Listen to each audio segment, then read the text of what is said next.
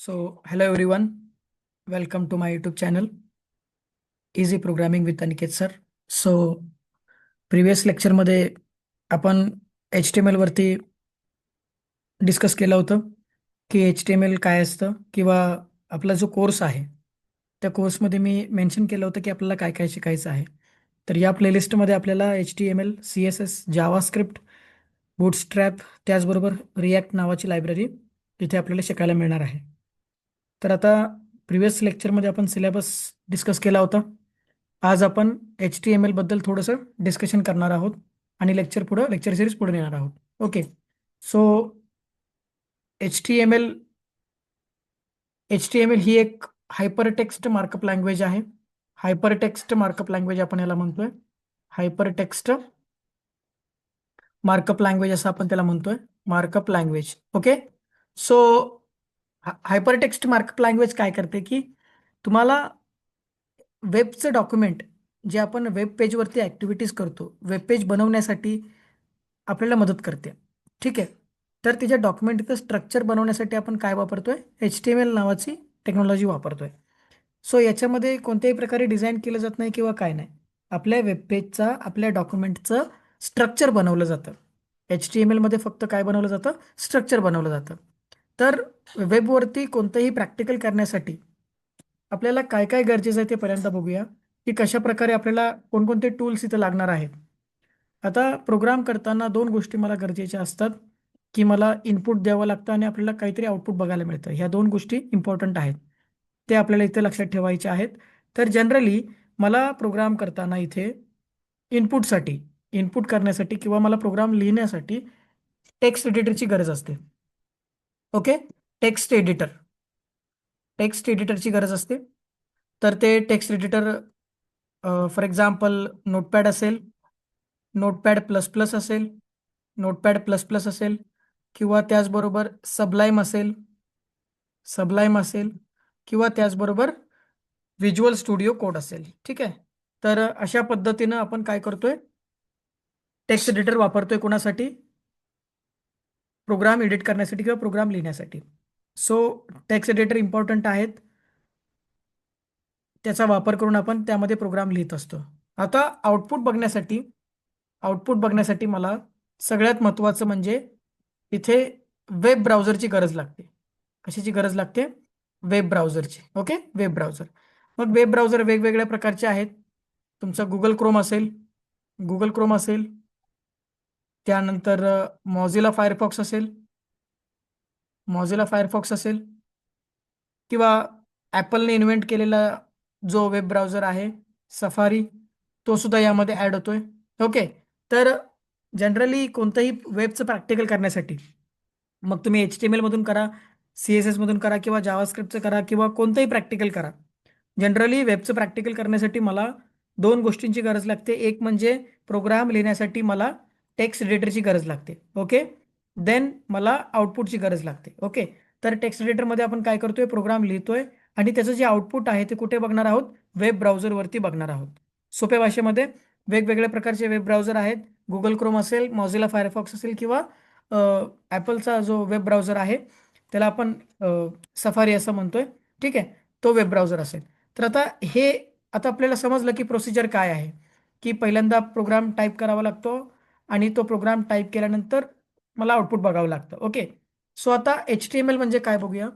HTML पहिली आपली technology आहे HTML. HTMLचा जनरली फुल फॉर्म आहे हायपर टेक्स्ट मार्कअप लँग्वेज. हे मी तुम्हाला अगोदर सांगितलेलं आहे. त्याचबरोबर HTML वरती आपण काय करतोय की डॉक्युमेंटचं स्ट्रक्चर बनवण्याचा प्रयत्न करतोय. जे वेब पेज आहे किंवा एखादी वेबसाईट आहे त्याचं स्केलेटन बनवण्यासाठी किंवा त्याचं जे मेन स्ट्रक्चर आहे ते बनवण्यासाठी आपण HTMLचा वापर करतोय. तर HTML हे Tim Berners Lee Tim Berners Lee हे सायंटिस्ट आहेत. यांनी याचं इन्व्हेन्शन केलेलं आहे. HTMLचे डेव्हलपर आहेत टीम बर्नर्स ली. त्यांनी 1991मध्ये हे HTML जे आहे ते बनवलेलं आहे, तयार केलेलं आहे. तर HTML बनवल्यानंतर याचं जे ऑफिशियल व्हर्जन हे 1993मध्ये आलेलं आहे. ओके. 1993मध्ये HTML 1.0 त्यांनी 1.0 नाव देऊन रिलीज केलेलं आहे. सो HTML 1.0 या नावाने ऑफिशियली HTML वापरण्यास सुरुवात झाली आणि HTML वरती काम सुरू झालेलं आहे. टिम बर्नर्स ली यांनी HTML डेव्हलप केलेलं आहे. ओके. सो 1993 मध्ये पहिलं व्हर्जन बनवलेलं आहे आणि आता सध्या HTMLचं 5.0 व्हर्जन चालू आहे. ओके. HTML 5.0 मार्केटमध्ये प्रॉपर चालू आहे, त्याच्यावरती काम चालू आहे. तर HTML ने आपण काय बनवू शकतो? इंटरॅक्टिव्ह वेब पेजेस बनवू शकतो, डॉक्युमेंटचं स्ट्रक्चर बनवू शकतो. ओके. सो आता HTML मध्ये इंट्रोडक्शन झालेलं आहे की HTML काय, हायपर टेक्स्ट मार्कअप लँग्वेजचा फुल फॉर्म आहे. कशासाठी वापरली जाते? तर वेब पेजचं स्ट्रक्चर बनवण्यासाठी वापरली जाते. तर आता प्रोग्राम लिहिण्यासाठी मला काय करावं लागेल किंवा काय स्टेप असतील? कोणताही HTMLचा प्रोग्राम लिहिण्यासाठी मला काही स्टेपची आवश्यकता असते. तर आता आपण त्यात आज सगळ्या स्टेप डिस्कस करणार आहोत. Steps to implement steps to implement HTML programs. HTML programs. HTML programs. Okay. तर वेगवेगळ्या स्टेप्स आहेत. त्यातली पहिली जी स्टेप आहे to open text editor.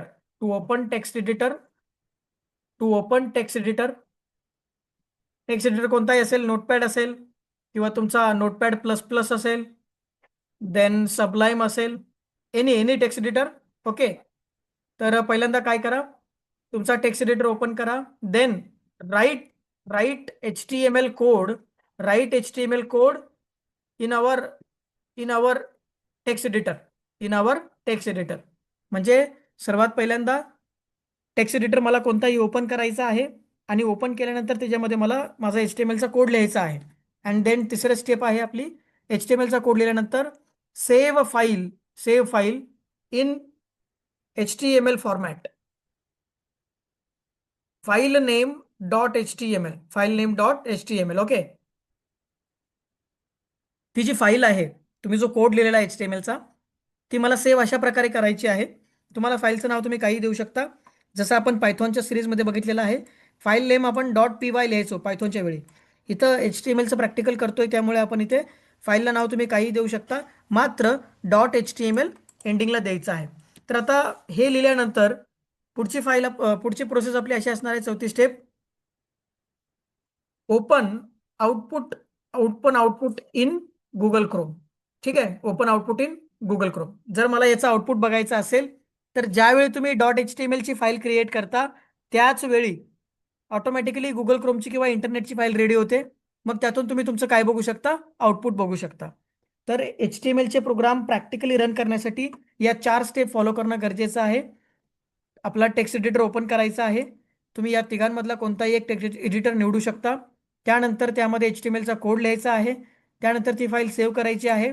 Save करताना फाईल नेम .html असा फॉर्मॅट द्यायचा आहे आणि फाईल नेम सेव्ह केल्यानंतर ती फाईल कोणत्याही एका वेब ब्राउझरमधून ओपन करायची आहे. मी एक्झाम्पलसाठी गुगल क्रोम घेतलेला आहे.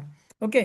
तर कोणताही आपण एक वेब ब्राउझर वापरू शकतो आणि इथे काय करू शकतो, आपलं आउटपुट बघू शकतो. ठीक आहे. तर हे झालं कसं प्रॅक्टिकल करायचं. आतापर्यंत आपण शिकलोय की HTMLचं इंट्रोडक्शन कसं आहे आणि त्यामध्ये कशा प्रकारे प्रोग्राम रन केला जातो. तर आता पुढची गोष्ट यामध्ये आपल्याला शिकायची आहे, HTMLचा प्रोग्राम जर मला करायचे असतील तर मला टॅग वापरावे लागतात. विदाऊट टॅग आपल्याला कोणतंही प्रॅक्टिकल करता येत नाही. ओके. विदाऊट टॅग आपल्याला कोणतंही प्रॅक्टिकल करता येत नाही. तर कॉन्सेप्ट ऑफ टॅग म्हणजे काय असतं की generally tag is the unit of HTML. Tag is the unit of HTML. Unit of HTML. Tag is the unit of HTML. Unit म्हणजे काय की HTML ला रिप्रेझेंट टॅग करतात. म्हणजे प्रत्येक गोष्ट, तुम्हाला कोणतीही गोष्ट लिहायची असेल तर तुम्हाला टॅगचा वापर करावा लागतो. जसं की आपली लँग्वेज आहे मराठी. आपण मराठीमधून कम्युनिकेट करतो इतर लोकांना. आपण ज्यांना मराठीमध्ये बोलतो त्यांना मराठीमध्ये समजतं आणि ते आपल्याला रिप्लाय मराठीमध्ये देतात. तसं tag it's the unit of HTML. जर मला HTMLचे प्रॅक्टिकल करायचे असतील तर मला टॅग नावाचा घटक वापरावा लागतो. तर आता ही टॅग लिहायची कशी असते बघा. 2 अँगल ब्रॅकेटमध्ये तुम्हाला तुमच्या टॅगचं नाव लिहायचं आहे. 2 अँगल ब्रॅकेटमध्ये तुम्हाला तुमच्या टॅगचं नाव लिहायचं आहे. आता प्रत्येक टॅगचं नाव युनिक आहे आणि त्या प्रत्येक टॅगचं युनिक मिनिंग आहे. प्रत्येकाचा अर्थ वेगळा आहे. ओके. सो टॅगला नाव तुम्ही वेगवेगळं देऊ शकता आणि टॅगला नाव दिल्यानंतर त्या टॅगनुसार त्याचं युनिक मिनिंग निघतंय. ओके, तर प्रत्येक टॅगचं युनिक मिनिंग आहे. सो आता टॅगचे प्रकार किती आहेत? Types of tag, types of tag, types of tag. Okay, so types of tag मध्ये आपल्याला काय करायचं आहे बघा, की किती प्रकारच्या टॅग्स असतात. जनरली दोन प्रकारचे टॅग्स असतात HTML मध्ये. त्यातला पहिला प्रकार आहे त्याला आपण सिंगल टॅग असं म्हणतोय, सिंगल टॅग असं म्हणतोय. आणि दुसरा प्रकार आहे पेअर्ड टॅग. दुसरा प्रकार कोणता आहे? Paired tag. आता सिंगल टॅग म्हणजे काय आणि पेअर्ड टॅग म्हणजे काय? सिंगल टॅग म्हणजे अशी टॅग की फक्त आपण ती ओपन करतो त्याचं क्लोजिंग होत नसतं, म्हणजे क्लोजिंग करण्याची गरज नसते. आणि पेअर्ड टॅग म्हणजे ती टॅग ओपन करावी लागते ॲज वेल ॲज क्लोज करावी लागते. उदाहरणासाठी बघूया की सिंगल टॅगमध्ये फक्त आपण काय करत असतो, अशा पद्धतीनं टॅगचं नाव लिहितो आणि सोडून देतो. ठीक आहे, टॅगचं नाव लिहिलं की ते त्याचं आउटपुट दाखवते. पण पेअर्ड टॅगमध्ये कसं असतं की पहिल्यांदा त्या टॅगचं नाव लिहायचं आणि त्या टॅगमध्ये आपल्याला हवं असणारं कॉन्टेंट लिहायचं अँड देन ती टॅग काय करायची? क्लोज करायची. ओके, टॅग काय करायची? क्लोज करायची. क्लोज करण्यासाठी मला स्लॅश वापरावं लागतं आणि तुम्ही ओपन करताना ज्या टॅगचं नाव लिहिलेलं आहे त्याच टॅगचं नाव इथं मेन्शन करायचं आहे. ओके, अशा प्रकारे काय केले जाते? टॅग क्लोज केली जाते. आता टॅग का क्लोज करायची? कारण की तुम्ही जोपर्यंत टॅग ती क्लोज करणार नाही तोपर्यंत त्याचा इफेक्ट थांबणार नाही. हे आपण प्रॅक्टिकली बघणार आहोत, डोंट वरी.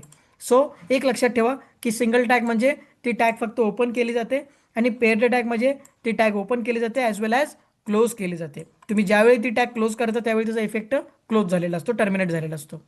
सो आता हे झालं टॅग. आपण बघितलं की HTML म्हणजे काय, HTML डेव्हलप कोणी केलं, कधी डेव्हलप झालं. त्यानंतर आपण बघितलं की HTMLचं प्रॅक्टिकल कसं करायचं, त्याच्या स्टेप्स बघितल्या. त्याच्यानंतर आपण बघितलं की टॅग म्हणजे काय.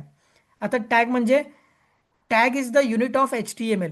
HTMLचं जर मला प्रॅक्टिकल करायचं असेल तर मला टॅग इम्प्लिमेंट करावे लागतात. विदाऊट टॅग आपण कोणताही HTMLचा प्रोग्राम लिहू शकत नाही. सो आता इथे हे झाल्यानंतर HTMLचं जे पेज आहे, आता मला प्रोग्राम HTMLचा लिहायचा आहे. ठीक आहे, HTMLचं जे पेज आहे, कोणतंही HTMLचं पेज, ते दोन भागांमध्ये डिवाइड झालेलं आहे. किती भागांमध्ये? दोन भागांमध्ये. त्यातला पहिला जो भाग आहे त्या भागाला आपण हेड सेक्शन असं म्हणत असतो. ठीक आहे, आणि जो दुसरा भाग आहे त्याला आपण बॉडी सेक्शन असं म्हणत असतो. ठीक आहे, दुसऱ्या भागाला आपण काय म्हणतो? Body section. पहिल्या भागाला आपण हेड सेक्शन असं म्हणतोय, दुसऱ्या भागाला आपण म्हणतोय बॉडी सेक्शन. आता ॲक्च्युली हे दोन सेक्शन आपल्याला प्रत्येक वेळी दररोज प्रॅक्टिकलला लिहावे लागणार आहेत. प्रोजेक्ट आपला ज्यावेळी आपण प्रोजेक्ट करू तिथं सुद्धा हे मेन्शन करावं लागणार आहे. कोणतंही HTML पेज हे दोन भागांमध्ये डिवाइड होतं. पहिला भाग जो आहे त्याला आपण हेड सेक्शन असं म्हणतोय आणि जो दुसरा भाग आहे त्याला आपण बॉडी सेक्शन असं म्हणतोय. तर हेड सेक्शनमध्ये ॲक्च्युली काय चालतं? ज्या टेक्निकल गोष्टी आहेत, ज्या लॉजिकल गोष्टी आहेत, त्या मी हेड सेक्शनमध्ये इम्प्लिमेंट करू शकतो. ठीक आहे, to implement technical things, technical things, to implement technical things in head section. Okay, in head section. So ज्या टेक्निकल गोष्टी आहेत त्या मला हेड सेक्शनमध्ये मेन्शन करायच्या आहेत आणि ज्या डिस्प्लेइंग पार्ट आहे, डिस्प्लेइंग पार्टचा अर्थ जे तुम्हाला आउटपुटला दाखवायचं आहे ते आपण बॉडी सेक्शनमध्ये दाखवतो. आता बघा, टेक्निकल गोष्टींचा अर्थ इथे असा घ्यायचा आहे की एखादी मला नवीन फाईल लिंक करायची आहे, मला एखादी नवीन फाईल इम्पोर्ट करायची आहे माझ्या HTMLच्या पेजमध्ये, त्यावेळी त्याला आपण टेक्निकल थिंग्स म्हणतो. आणि ह्या सगळ्या गोष्टी कुठं लिहिल्या जातात? हेड सेक्शनमध्ये. बॉडी सेक्शनमध्ये त्याच गोष्टी लिहिल्या जातात की ज्या आउटपुटला दाखवायच्या आहेत. फॉर एक्झाम्पल, मला एखादा टेबल दाखवायचा आहे, मला एखादा पॅराग्राफ दाखवायचा आहे, मला एखादं टेक्स्ट दाखवायचं आहे, मला एखादी इमेज व्हिडिओ दाखवायचा आहे. जिथं तुम्हाला एखादी गोष्ट डिस्प्ले करायची आहे ती कुठे केली जाते? बॉडी सेक्शनमध्ये. हे परमनंटली लक्षात ठेवा. To implement displaying part, to implement displaying part, तुम्हाला जे डिस्प्ले करायचं आहे ते आपण कुठे इम्प्लिमेंट करतो? बॉडी सेक्शनमध्ये इम्प्लिमेंट करतो. सोपं आहे. HTMLचं जे पेज आहे ते दोन भागांमध्ये डिवाइड झालेलं आहे. त्यातला पहिला भाग हेड सेक्शन, दुसरा भाग बॉडी सेक्शन. हेड सेक्शनमध्ये आपण फक्त टेक्निकल गोष्टी लिहितो आणि बॉडी सेक्शनमध्ये फक्त आपण काय करतो, जे गोष्ट आपल्याला आउटपुटला दाखवायची आहे ते आपण कशामध्ये लिहित असतो, बॉडी सेक्शनमध्ये. सो आता प्रोग्राम करताना आपण हे दोन्ही सेक्शन लिहिणार आहोत, हेड सेक्शन आणि बॉडी सेक्शन. ओके. सो आतापर्यंत आपण काय काय शिकलो थोडंसं एकदा रिवाईज करूया. सर्वात पहिल्यांदा HTMLचं प्रॅक्टिकल कसं केलं जातं, यासाठी मला दोन गोष्टी लागतात, टेक्स्ट एडिटर आणि आउटपुटसाठी वेब ब्राउझर. त्यानंतर टीम बर्नर्स-ली ह्या सायंटिस्टनी काय बनवलेलं आहे, त्यांनी HTML डेव्हलप केलेलं आहे 1991मध्ये. 1993ला जो ऑफिशियल व्हर्जन HTML 1.0ने ऑफिशियली लॉन्च करण्यात आलं होतं. आता सध्या मार्केटमध्ये HTML 5.0 चालू आहे. तर कशा पद्धतीने इम्प्लिमेंट केलं जातं हे आपण सगळं यामध्ये बघितलेलं आहे. तर आता जो पहिला प्रोग्राम आहे तो आपण इथे डिस्कस करूया की कशा प्रकारे पहिला प्रोग्राम लिहिला जातो. ठीक आहे. तर इथे मी नवीन फाईल घेतोय.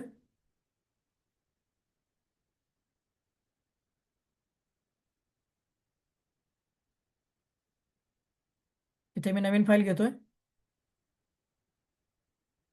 आणि नवीन फाईल घेतल्यानंतर इथे मी प्रोग्राम लिहायला सुरुवात करतोय. बघा आता इथे HTML,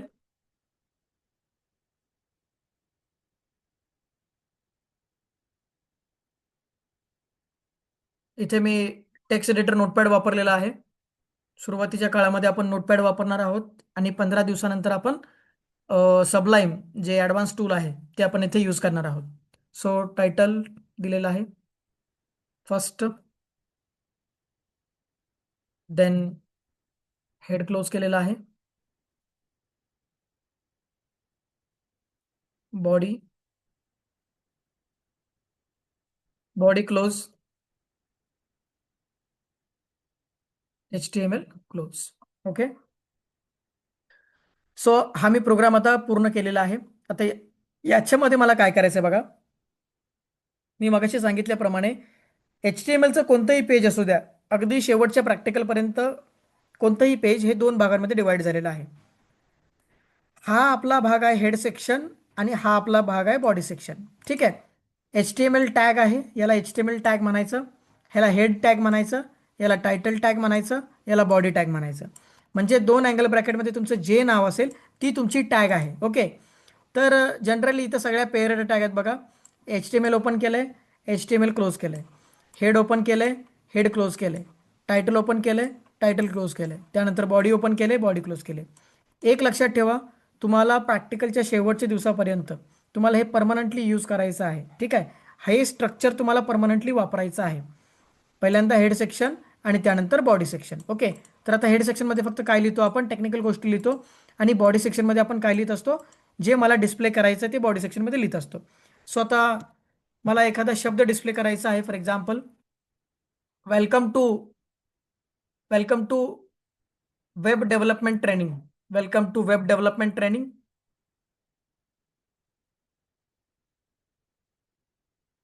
ठीक आहे. हे मला बेसिकली हे सेंटेन्स मला आउटपुटला दाखवायचं आहे. आता याचं आउटपुट कुठे बघायचं, गुगल क्रोमला, वेब ब्राउझरला बघायचं. ठीक आहे. तर आता यामध्ये जी टायटल टॅग आहे ती काय काम करते थोडंसं बघूया. प्रत्येक टॅग आपण आता इथे बघणार आहोत. टायटल टॅग काय काम करते की जर तुम्हाला गुगल क्रोमच्या किंवा कोणत्याही वेब ब्राउझरच्या टायटल बारवरती तुम्हाला जे टायटल हवं आहे ते देण्यासाठी आपण इथं टायटल टॅग वापरतो. ओके. आता फॉर एक्झाम्पल एखादी ॲमेझॉनची वेबसाईट असेल किंवा फ्लिपकार्टची वेबसाईट असेल, त्याच्यावरती त्या प्रॉडक्टच्या पेजचं नाव असतं टायटल बारवरती आणि ते इंडिकेट काय करतं की ते कोणतं पेज आहे. तसं हे कोणतं पेज आहे, फॉर एक्झाम्पल फर्स्ट प्रॅक्टिकल नावाचं पेज आहे, हे इंडिकेट करणार आहे फर्स्ट प्रॅक्टिकल. ओके. तर टायटल टॅगमध्ये आपण जे लिहितो ते आय एस कुठं प्रिंट होतं, गुगल क्रोमच्या म्हणजे आउटपुटच्या टायटल बारवरती. तर आता हेड क्लोज केलेला आहे. आता हा प्रोग्राम मी सेव्ह करतोय बघा, प्रोग्राम सेव्ह केलेला आहे. इथे डेस्कटॉपला प्रोग्राम सेव्ह करतोय.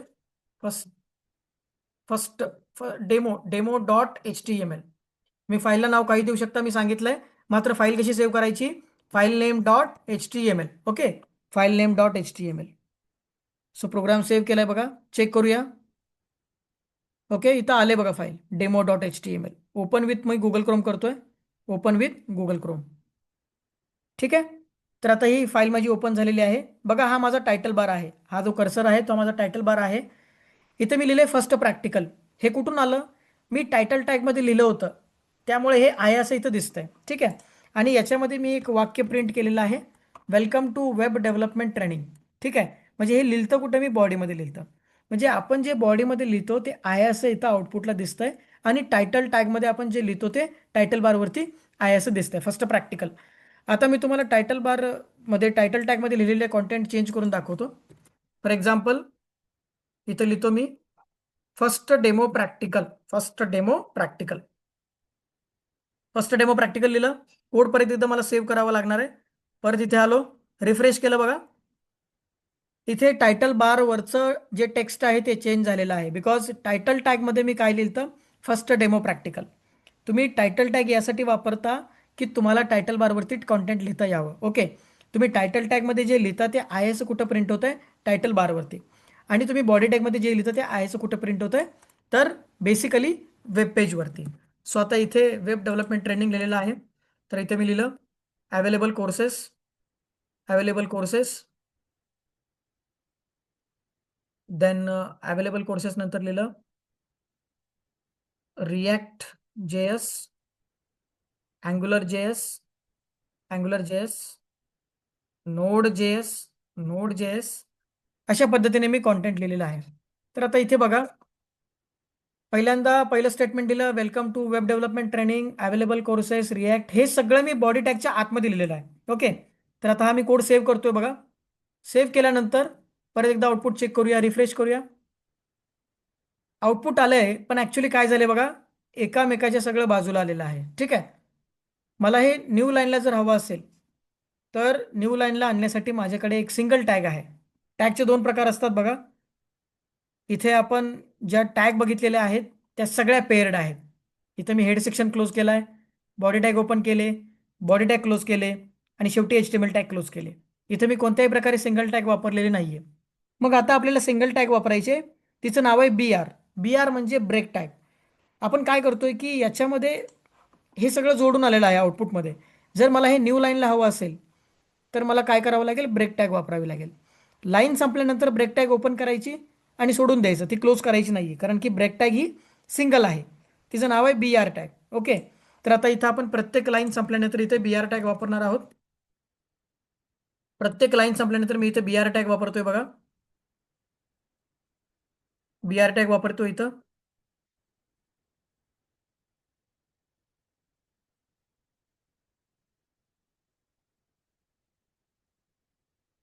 ठीक आहे, प्रत्येक लाईन संपल्यानंतर मी इथं काय वापरलंय, BR tag. Actually BR tag जे आहे ते तुम्ही कुठेही वापरू शकता, स्टार्टिंगला पण वापरू शकता, काही प्रॉब्लेम नाही. पण तुम्हाला जिथून ब्रेक हवा आहे तिथं आपण ही टॅग वापरतो. सो जनरली मला इथं शेवटला ब्रेक हवा आहे, इथून पुढे ही न्यू लाईन प्रिंट झाली पाहिजे, म्हणून मी ही ब्रेक टॅग वापरतोय. आता ब्रेक टॅगचा पर्पज काय, की लाईन ब्रेक करण्यासाठी आपण हे वापरतो, जे पुढचं कॉन्टेंट आहे ते न्यू लाईनला ओपन व्हावं. ब्रेक टॅग ही जनरली सिंगल टॅग आहे. सो आता मी इथं कोड सेव्ह करतोय बघा. आउटपुटला आलो. आउटपुटला आल्यानंतर इथे मी रिफ्रेश करतोय बघा.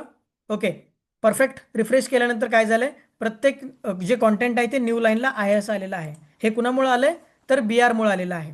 मी प्रत्येक लाईन नंतर ब्रेक टॅग वापरलेले आहे. तर अशा पद्धतीनं आपण HTMLचं प्रॅक्टिकल करतो. लक्षात ठेवा की HTMLचं जे पेज आहे, मी परत एकदा सांगतोय, HTMLचं जे पेज आहे ते दोन भागांमध्ये डिवाइड झालेलं आहे, हेड सेक्शन आणि बॉडी सेक्शन. हेड सेक्शनमध्ये आपण एकच टॅग वापरलेली आहे, त्या टॅगचं नाव आहे टायटल टॅग. टायटल टॅग का वापरतोय, की जर मला गुगल क्रोमला आपल्या आउटपुट फाईलला एखादं टायटल हवं असेल तर नक्कीच आपण टायटल टॅगमध्ये जे लिहितो ते IS प्रिंट होतं. ठीक आहे, बॉडी टॅगमध्ये आपल्याला जे आउटपुटला दाखवायचं आहे, पॅराग्राफ असेल, इमेज असेल, टेबल असेल, कोणतीही गोष्ट ती आपण कोणत्या टॅगमध्ये घेतो, तर बॉडी टॅगमध्ये घेतो. एव्हरी टाईम, दररोज आपल्याला याच पद्धतीने प्रॅक्टिकल करायचं आहे. आपले दोन सेक्शन पेजमध्ये असणार आहेत. पहिलं सेक्शन हेड सेक्शन आणि दुसरं सेक्शन बॉडी सेक्शन.